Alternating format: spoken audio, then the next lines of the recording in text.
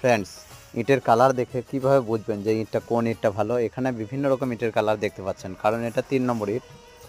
গড়িয়া বলা হয় এই ইটটাকে। এই ইটটা বিভিন্ন রকম পাইল থাকে, 2 নম্বর, 3 নম্বর এবং পিকেট ইট সব রকমই পাইল আছে, দেখতে পাচ্ছেন।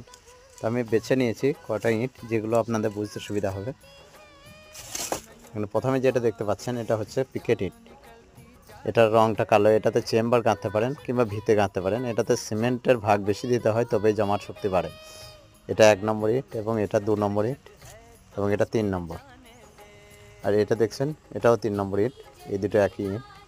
আর এই ইটটা দেখতে পাচ্ছেন, এটাকে গড়িয়া বলা হয়। এই ইটের কালারটা দেখেন, এটা কিন্তু জলে ডুবালে পারে গলে যাবে না, কিন্তু এটার কালার আসেনি। দেখুন, এটা নিচে, চিমনির নিচে এবং উপরে থাকে।